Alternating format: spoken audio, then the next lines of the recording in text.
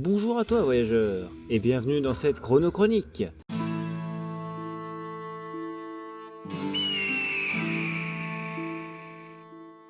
Si vous avez déjà été sur des fêtes médiévales ou des rassemblements historiques, vous avez sûrement dû voir des troupes scandinaves pratiquer le combat de type viking.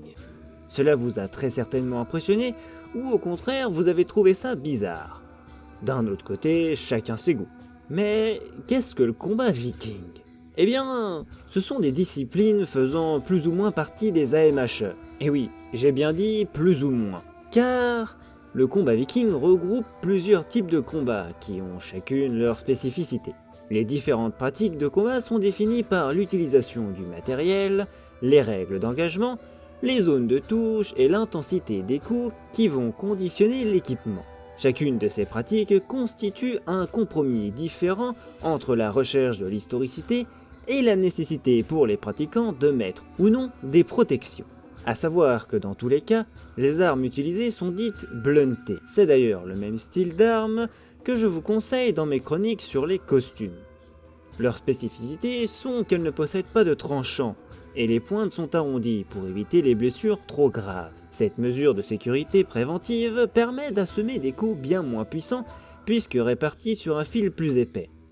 Par ailleurs, les armes seront plus lourdes qu'à l'époque et les chances de blesser restent présentes.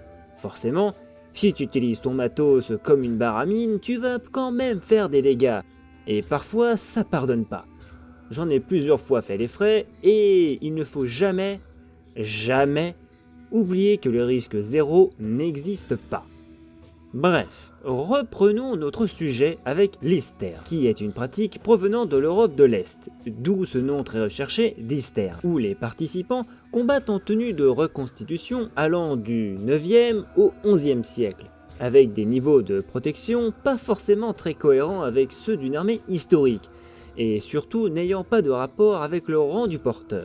On rappelle que la sécurité passe avant tout, et que c'est donc pour ces raisons que la majorité des combattants ont des cottes de mailles, appelés aubers et aubergeons, qui sont rares à l'époque et réservés à une élite.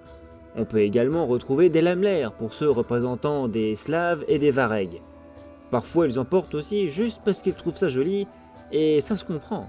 Les gambisons sont aussi de la partie, mais leur existence n'est pas avérée pour ces périodes, dans les pays nordiques du moins, où ils auraient plutôt porté des tuniques de laine épaisse.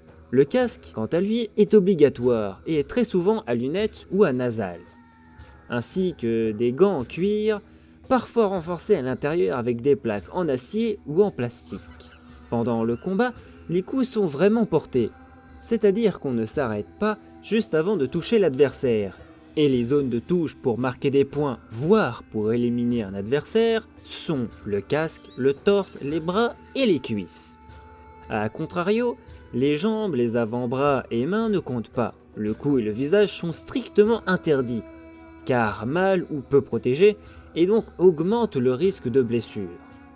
D'ailleurs, leur équipement offensif est au choix un scramasax, une épée à une main, une hache, une lance, voire même la hache à deux mains. Et oui, la célèbre Danax. Bien entendu, il y a aussi le bouclier rond, et chaque combattant fait avec ce qui lui plaît le plus.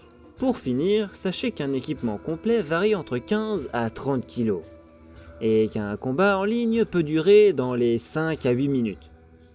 Dit comme ça fait peu, je sais, mais je peux aussi vous assurer que quand on est dedans, le temps paraît bien plus long. En tout cas, voilà ce que je peux dire pour le combat Istère. Bon, je pourrais vous expliquer sur d'autres combats, mais le temps commence à se faire sentir. Donc si jamais ça vous intéresse, n'hésitez pas à me le dire dans les commentaires, voire à me dire les noms de ceux que vous voudriez que j'aborde. J'espère en tout cas que cette petite explication vous aura plu. N'oubliez pas de partager la vidéo si elle vous a plu et de vous abonner. Vous pouvez me retrouver les lundis, mercredis, vendredis, samedis et parfois dimanche sur Twitch et YouTube de l'APP33. Bonne journée, bonne soirée, à revoir les gens.